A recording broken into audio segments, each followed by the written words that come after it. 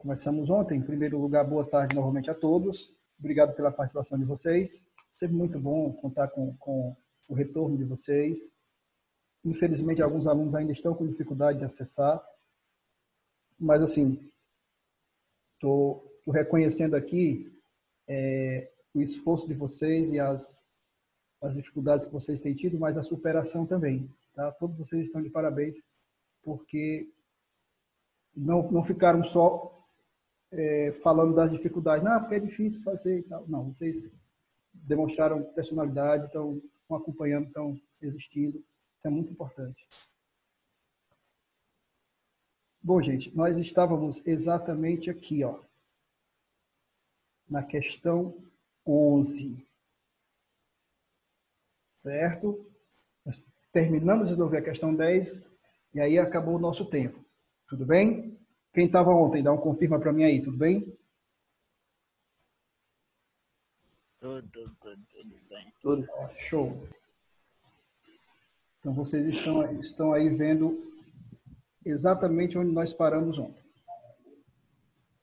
Se alguém, porventura, não estiver compartilhando a tela, é só me avisar. Então, gente, a questão 11, ela pedia o seguinte. Quero relacionar, ainda sobre modelos atômicos, tá? Ela falava sobre modelos atômicos. Quero relacionar o modelo atômico ao seu autor. Tá certo? Quem foi o cara que propôs esse modelo? Então, aqui é bem tranquilo.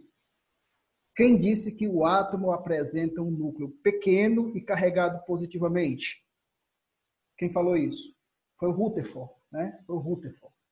Foi o Rutherford que fez aquela experiência que nós mostramos na questão anterior, na questão de número 7, aliás, na questão de número 8, e ele descobriu que o núcleo do átomo era pequeno e era carregado positivamente. Então, esse primeiro modelo você associa a Rutherford. O segundo diz, quem acreditava que a matéria era formada por esferas rígidas, indestrutíveis e indivisíveis? Quem era esse cara, pessoal? Alguém me diz? Alguém me diz aí quem era? Era o Thomson, acho que é Thomson. Era o Dalton, exatamente. Que foi o cara que propôs o primeiro modelo, né? O primeiro modelo de 1908. Esse modelo do Dalton é que dizia que o átomo era indestrutível, indivisível, maciço, tudo isso aqui. E quem propôs a existência de partículas negativas que depois foram chamadas de elétrons foi o Thomson. Então você vai marcar 1 com B, 2 com A, 2 com A e 3 com C. Portanto, você vai marcar a alternativa A. Essa questão aqui é só para a gente confirmar que já sabemos o suficiente de modelos atômicos, tá bom? Pessoal que está chegando agora, só reforçar aqui, nós estamos continuando de onde paramos ontem. Já resolvemos a questão de número 11, é a alternativa A, é bem tranquila. É só para você fazer mais uma vez aquela viagem histórica pelos modelos atômicos e suas características, tá bom, gente? Vamos então para a questão 12, sempre lembrando. Não entendeu? Desmuta, professor, repete aí essa parte que aí ficou meio complicado e tal. Então, se ninguém falar nada, eu vou em frente. Questão 12, gente, ainda é sobre essa estrutura do átomo e a forma de representar. Eu quero chamar a atenção de vocês, porque tanto quando for um átomo, quando for um íon, como quando for um íon, é muito parecido, tá? Como é que você vai diferenciar? Aqui na letra A, eu tenho um átomo de sódio. Atenção, o número 23, aqui em cima, é o número de massa. O número que está abaixo e à esquerda é o número de prótons. Então, essa simbologia, essa forma de mostrar, traz o símbolo do elemento químico, traz o número de prótons e traz o número de massa. Para quem está esperto aí, também já traz o número de elétrons, que é o mesmo número de prótons, também já traz o número de nêutrons, É só fazer a diferença entre o número de massa e o número de prótons. Então, essas informações aqui que você está vendo, elas carregam outras informações que são derivadas delas. Compreenderam? Então, por exemplo, eu poderia muito bem jogar isso aqui numa prova e perguntar quantos nêutrons há no núcleo do sódio. A pessoa, mas não está dizendo aí não. Não, mas está dizendo o número de massa, 23, e o número de prótons, 11. Lembra que o número de massa é a diferença? Então, a diferença entre 23 e 11 é 12. Portanto, esse seria o número de nêutrons. Entendido, pessoal? Tranquilo? Então, certinho? Então, veja. Quando ele vai perguntar aqui o número de prótons, essa resposta já está na tela. 11. Não tem dúvida. Agora, vamos ao item B. Vamos ao item B e preste muita atenção no item B. Isso aqui não é mais um átomo, isso aqui é um íon. Professor, como é que eu ia saber a diferença se ele não tivesse dito? O átomo nem tem sinal positivo nem negativo, porque ele é neutro. Nós vimos isso na revisão de ontem. Já o íon pode ser positivo ou negativo. E aí ele tem que trazer o sinal, tá? Então, o tipo de íon, se é positivo, se é negativo, se é cátion, se é ânion, já vai vir com o sinal, tá bom? Se é íon positivo, é cátion, e aí traz o sinal positivo. Se é íon negativo, é ânion, e aí traz o sinal negativo. Então, veja, a forma de simbolizar só tem essa diferença, percebeu? No átomo não tem o sinal nem positivo nem negativo, porque ele é neutro, afinal de contas, mas no íon é obrigatório informar se ele é positivo ou se ele é negativo. Nesse caso da letra B, ele é um íon positivo, ele é um cátion. O que eu tenho que fazer aqui? Ele está me perguntando o número de elétrons, pessoal. Prestem muita atenção. Se esse rapaz tem uma carga positiva a mais, o que significa isso? Ele era neutro e perdeu um elétron. Isso aqui você precisa saber. O átomo era neutro, mas aí ele perdeu um elétron. No que ele perde um dos seus 11 elétrons, ele tinha 11, mas perdeu um. Ele se torna eletricamente positivo, passa a ter mais prótons do que elétrons. Quantos a mais, professor? Um a mais. Um próton a mais do que elétrons. Isso é exatamente o elétron que ele perdeu. Então, veja, se o sódio, que tinha 11 elétrons, perdeu um, então ele ficou com 10. Qual é o número de elétrons do íon sódio? 10. Está claro isso, pessoal? Alguém teve alguma dificuldade de responder essa questão? 12, letra B? Tá fácil. Tá fácil, né? Muito bem. Da mesma forma, você vai responder ao item C, o número de nêutrons desse íon aqui. Isso aqui é o iodo, pessoal. E o iodo, ele é o contrário do sódio. Ele é um íon negativo. O que significa isso, professor? Significa que ele ganhou elétrons. O sódio perdeu, ficou positivo. Mas o iodo, ele faz o contrário do sódio. Ele ganha elétrons. No caso aqui, ele ganhou um, porque só tem uma carga negativa. Tá? Quando ele ganha mais de um, tem que aparecer a quantidade. Se só aparece o sinal negativo, é porque ele só ganhou uma carga negativa. Só ganhou um elétron.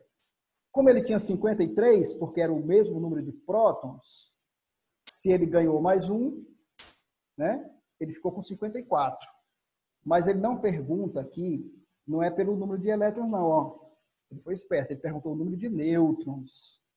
Então, gente, fiquem espertos na pergunta. Ele quer saber o número de nêutrons. Veja, essa brincadeira aqui de perder ou ganhar só se refere a elétrons. Ninguém falou em nêutrons aqui. Então, o número de nêutrons continua sendo a diferença entre o número de massa e o número de prótons. Portanto, 127 menos 53. Não importa o que aconteceu com os elétrons, porque nós não estamos querendo saber dos elétrons, entenderam? Estamos querendo saber dos nêutrons. Então, basta você fazer 127 menos 53. Tá, gente? Resposta, 127 menos 53, 74. Tá? Então, cuidado com a pergunta, tá? Cuidado com a pergunta. O número de nêutrons é a diferença entre o número de massa, 127, e o número de prótons, 53. 127 menos 53, 74. Ok? Tudo bem, pessoal? Vamos então para a letra D. O número de elétrons do átomo... Opa, agora é átomo, é muito tranquilo. O número de elétrons do átomo de arsênio. Ora, esse número embaixo é o número de prótons. Se é um átomo, é o mesmo de elétrons. Portanto, ele tem 33 prótons e também 33 elétrons. Essa é a resposta. Essa é muito tranquila. Para concluir, o número atômico do átomo desse elemento químico aqui. Tá? E aí, se é o número atômico, pessoal, é o número de prótons. E o número de prótons é 65. Então, o número atômico é 65. Fácil, né? Muito fácil. Então, para quem quiser conferir, letra A, o número de prótons é 11. Letra B, o número de elétrons desse íon é 10, porque ele perdeu um dos 11. Letra C, 74, número de nêutrons do íon. Letra D, resposta é 33, aqui, ó. E letra E, número atômico 65, que é o mesmo número de prótons. Fizemos então a questão 11, já respondemos também a questão 12. Confirmando para os alunos que chegaram depois, nós estamos na sequência, a partir da página 120 do livro de vocês, fazendo a revisão do capítulo em forma de exercício para preparar vocês ainda melhor para a prova da próxima semana. Na próxima aula, nós vamos falar de um assunto novo, que é o capítulo 5, tabela periódica. Por hora, vamos continuar com a nossa revisão. Pessoal, questão 13, hein? Questão 13. Olha, se você não completou essa tabela ainda, de boa. Mas depois tenta completar. Aqui é igual ao exercício que nós fizemos ontem, colocando o número atômico, que é o mesmo de prótons, que é o mesmo de elétrons se for um átomo. Lembre-se disso. Calculando o número de nêutrons pela diferença entre o número de massa e o número de prótons. E registrando o número de massa. Então, ó, eu não vou fazer aqui linha a linha com vocês, porque o tempo não vai dar. Eu quero só chamar a atenção de vocês para quando for um íon. Olha o sinal. Aqui é mercúrio. Isso significa que ele perdeu 2 elétrons. Portanto, ficou positivo. 2 cargas positivas. Tá? Já aqui ele só perdeu 1. A prata. O bário perdeu 2. Se não apareceu sinal, nem positivo nem negativo, aí é átomo. Então, eu vou fazer o seguinte. Eu vou deixar aqui na tela um pouquinho, quem tiver aí com o material em mãos, se você quiser tomar nota, aqui está o quadro preenchido, tá, gente? Aqui está o quadro preenchido, ok? Então, se alguém quiser tomar nota, me avisa que eu espero aqui um pouquinho na tela para você conferir se você acertou ou para você registrar as respostas e depois você vai fazer a título de exercício, tá bom? Mas é bem simples, ó. Vamos pegar aqui o exemplo do chumbo, a primeira linha. Por que o número atômico é 82? Já vem registrado na própria notação. É o número pequeno escrito à esquerda. Esse número atômico, já que é um átomo, é o mesmo número de prótons e é o mesmo número de elétrons. Sempre, sempre. Já o número de massa é o número escrito no alto à esquerda, 204. E o número de nêutrons é a diferença entre o número de massa, 204, e o número de prótons, 82. 204 menos 82 dá 122. Esse é o número de nêutrons. Você vai fazer isso com todas as espécies químicas listadas na tabela, com atenção especial para quando for um íon, hein? Olha aqui o mercúrio. O mercúrio, número atômico 80. Show de bola. 80 prótons. Só que o mercúrio aqui não é átomo, ele é íon. Olha o sinal. Perdeu 2 elétrons. Se tinha 80 elétrons quando era átomo e perdeu 2, agora só tem 78. Então fique esperto para essa coluna dos elétrons. Já as outras não mudam. O número de massa continua aqui, registrado no alto à esquerda, 202. E o de nêutrons é a diferença entre 202, o número de massa, e 80, o número de prótons, que é justamente 122. Tá bom, gente? Tá ok? Posso passar adiante? Alguém quer registrar isso aí? Alguém tem alguma dúvida? Tá de boa? Sim, tá muito de boa, certo? Tá muito de boa, seu. Maravilha. Ó, provavelmente vai ter uma tabela dessas para vocês preencherem na prova, tá, gente? Estou pensando aqui seriamente em colocar uma, mas eu não vou colocar com tantas linhas, não. Vou colocar menos linhas. Bom, gente, agora nós vamos passar para a questão de número 14. E agora eu vou um pouquinho mais devagar, porque até então Nós só trabalhamos aqueles conceitos básicos. Mas a questão 14 vai exigir um pouquinho mais da gente.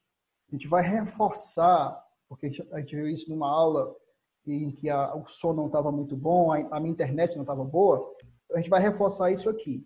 Então, só um minutinho aqui, porque eu vou compartilhar com vocês agora uma outra tela, para eu reforçar essa teoria antes da gente continuar com as nossas questões, tá? Então, eu estou mostrando outra tela para vocês, porque eu quero reforçar o seguinte. O núcleo atômico, ele emite radiação, como nós aprendemos. Radiação é uma forma de energia, pessoal.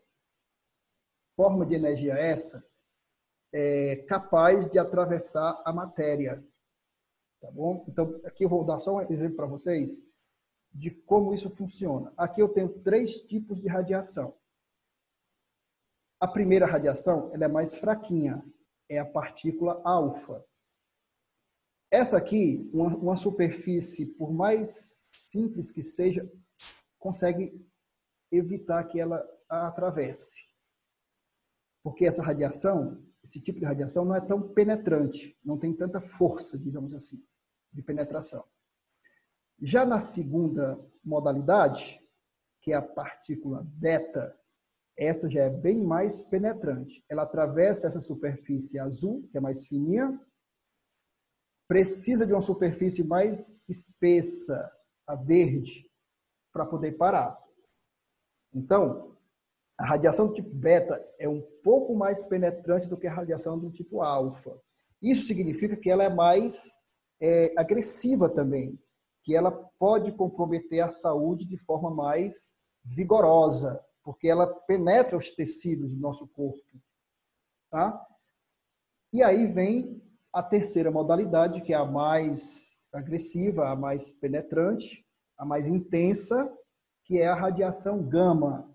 Essa aqui, nem a superfície azul, fininha, nem a verde, mais espessa, conseguem barrá-la. Eu vou precisar de uma superfície muito mais grossa, por exemplo, chumbo ou concreto.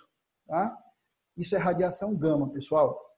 Isso aqui penetra o interior dos nossos tecidos, vai até as células. Tá? Pode alterar a estrutura do nosso DNA. Por isso que pessoas que sofrem ataque com raios gama, ainda que não venham a falecer, podem gerar filhos com má formação genética, porque esse troço aqui, ele altera a matriz gênica das nossas células. Tá? Então, vocês entenderam aí a diferença na prática entre partícula alfa, partícula beta e raios gama? Posso passar adiante? Tá claro isso? Ótimo, pode passar. Ok. Se alguém quiser fazer perguntas, essa é a hora. Então, gente, de um modo bem simplificado, partículas alfa e beta não causam tanto prejuízo à saúde, mas raios gama não se exponham jamais.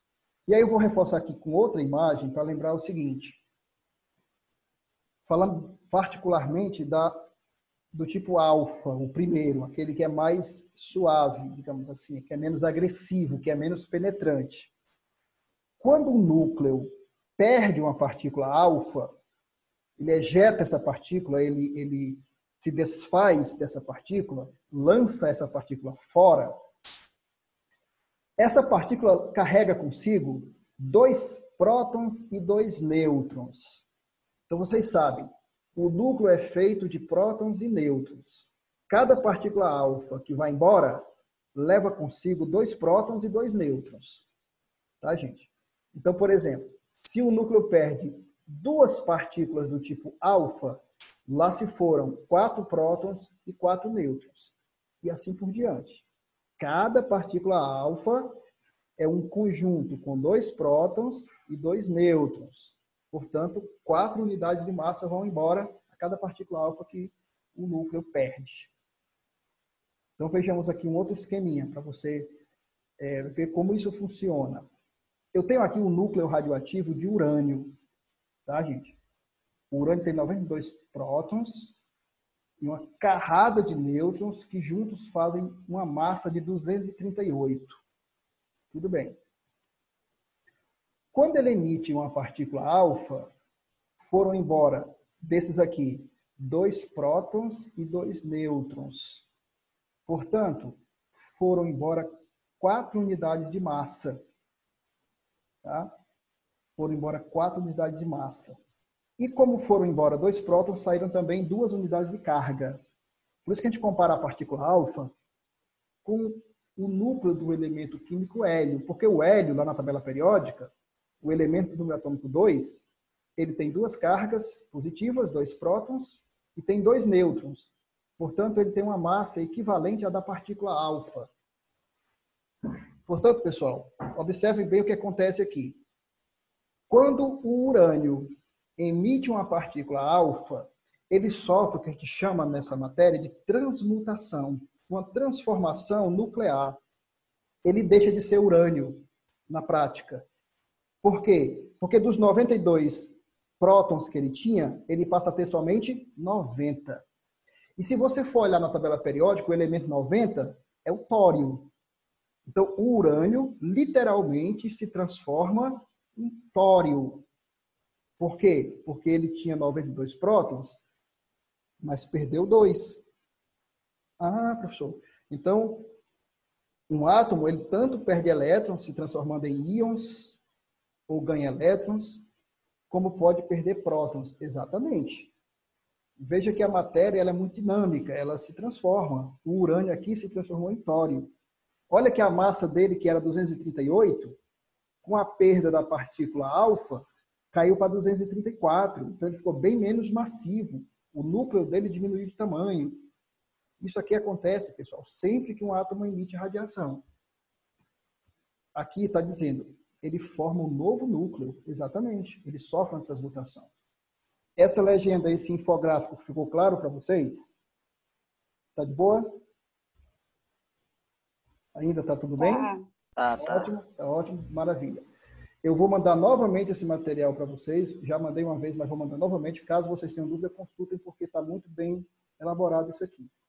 Aí, gente, isso aqui é a partícula alfa. Com a partícula beta, preste bem atenção, acontece uma coisa um pouquinho diferente. O núcleo também emite partícula beta, se desintegrando, só que ela tem uma outra dinâmica. A partícula beta, emitida, por exemplo, pelo césio 137, a partícula beta não afeta a massa.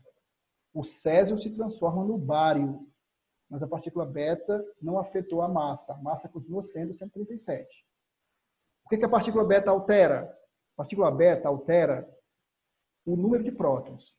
Cada vez que é emitida uma partícula beta, o átomo ganha mais um próton. Então, se ele tinha 55, como é o caso do césio, ele passa a ter 56.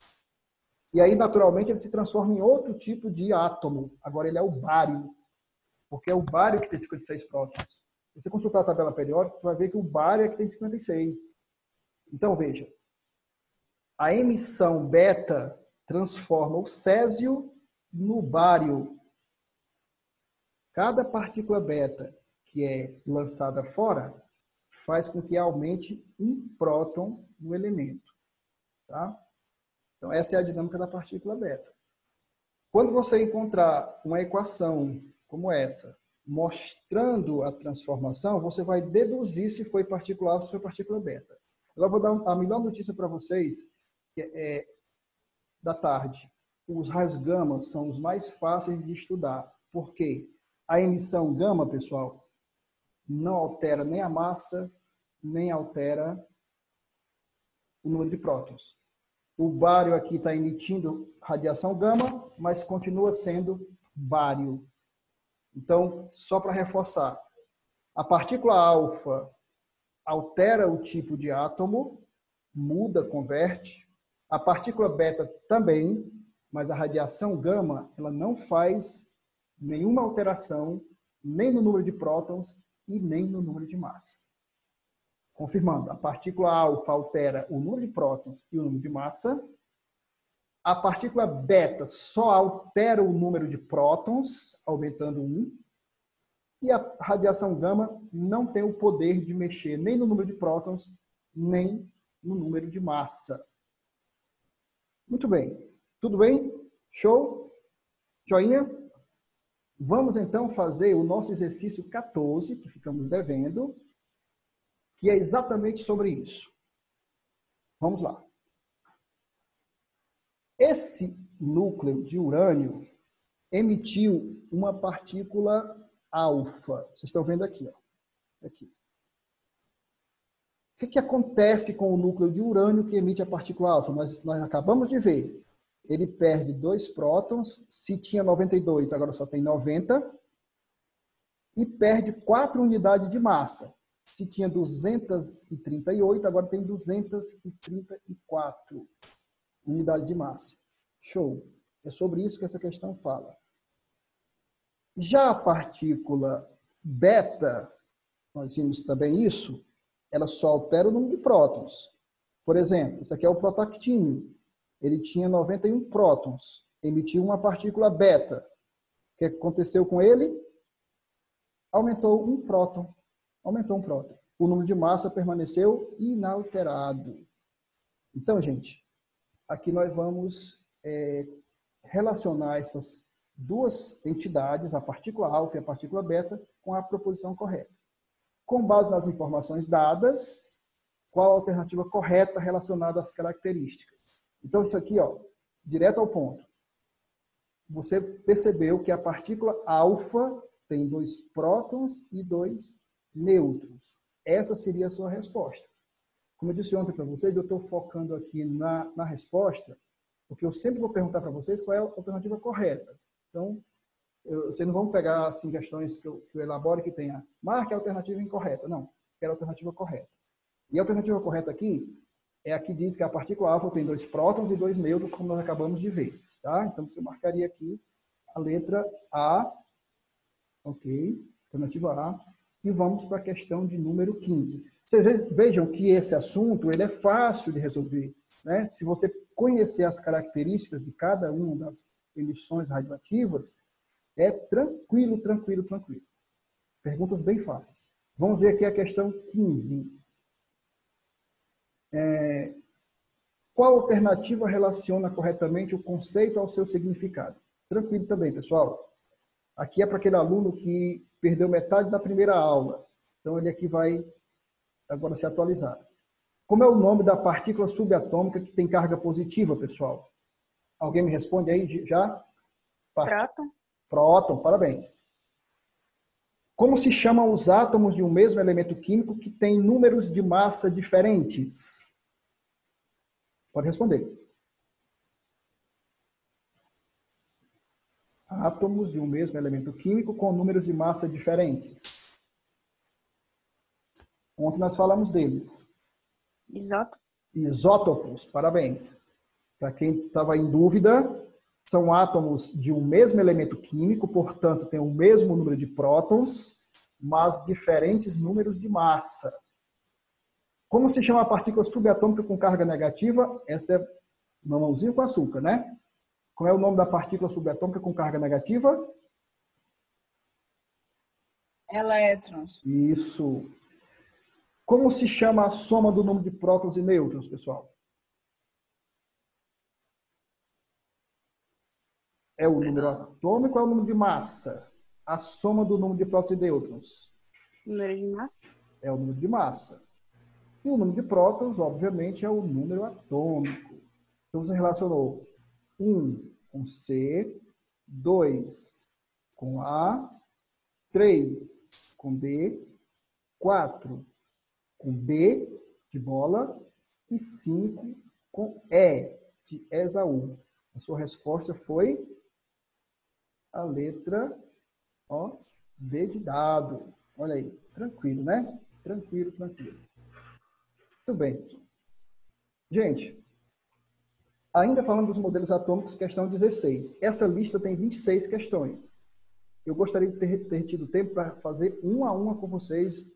Acho ótimo isso aqui, porque a gente vai revisando, vai aprofundando, vai esclarecendo. Se não der tempo, eu vou tentar fazer o restante das questões num PowerPoint e vou dar uma aula extra para vocês. Eu mando no grupo essa aula, eu gravo em outra plataforma e mando para vocês, tá bom? Com os comentários das últimas questões. Faço isso antes da próxima prova, eu prometo. Então, veja, a questão 16, ela trabalha ainda com os modelos atômicos. E eu falei disso ontem. É uma pergunta que vocês até poderiam se fazer. Uai, por que que o Thomson só conseguiu melhorar o modelo do Dalton no final do século XIX? Não esqueça que o modelo do Dalton foi proposto no início do século XIX. Somente no final do século XIX, quase 100 anos depois, foi que veio uma reforma no modelo do Dalton, que foi a introdução da partícula negativa. Então, a pergunta aqui seria a seguinte: por que o Thomson demorou tanto tempo, os cientistas, de modo geral, demoraram tanto tempo a modificar o modelo do Dalton, se esse modelo não estava correspondendo às pesquisas? Então, seria mais ou menos assim, pessoal, a gente perguntasse hoje: puxa vida, por que que os cientistas não tinham descoberto uma vacina ainda para o novo coronavírus? Né? Os cientistas do mundo inteiro estão trabalhando há tanto tempo. As condições científicas, gente, é bom que a gente sempre faça um contexto histórico, elas dependem muito da evolução das pesquisas. Então, o que acontece?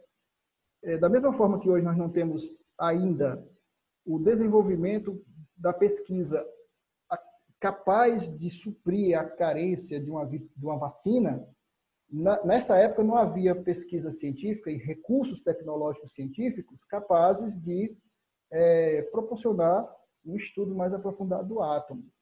Então você poderia responder mais ou menos assim, ó. Eu poderia dizer assim, ó, que o modelo de Thomson foi o resultado de experimentos com gases a baixa pressão. E essas condições tecnológicas só foram disponibilizadas na época em que estava terminando o século XIX. Tá? Antes de Thomson, não havia como desenvolver uma tecnologia para retirar o ar de dentro da garrafa, para criar um ambiente com gases a baixa pressão e eletricidade. Tá bom, gente? Então, às vezes a gente gostaria, claro, todos nós gostaríamos, que a pesquisa científica fosse mais rápida, fosse mais célere, como nós chamamos. Mas a gente tem que dar o tempo necessário para que as pesquisas possam evoluir. Tá certo? Eu quis fazer esse parênteses porque tem muita gente criticando os cientistas. Ah, tá vendo os cientistas, né?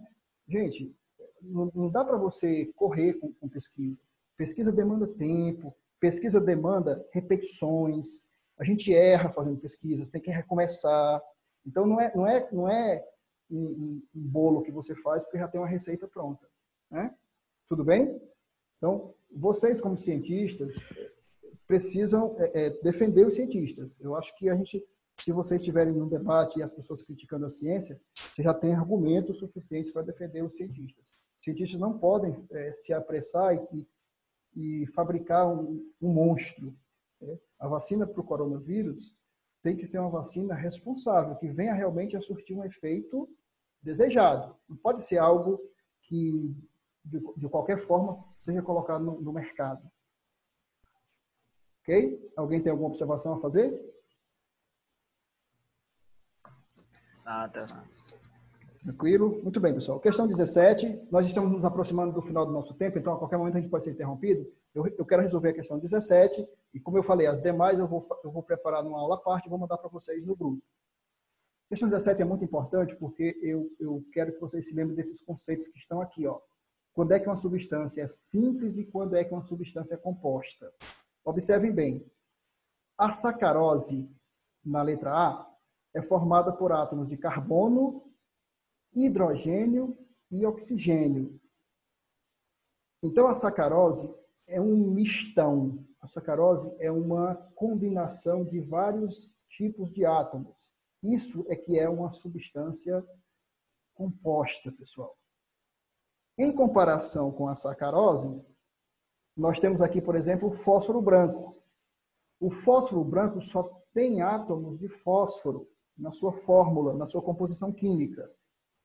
Então, ele não é uma substância composta, ele é uma substância simples. Assim como também são substâncias simples o gás ozônio e o gás neônio. Aliás, os gases geralmente são substâncias simples, tá? Se você tiver que classificar um gás em substância simples ou composta, e tiver alguma dúvida, pode cravar em substância simples. A água, professor, a água é uma substância composta, porque tem átomos de hidrogênio, mas também tem átomos de oxigênio.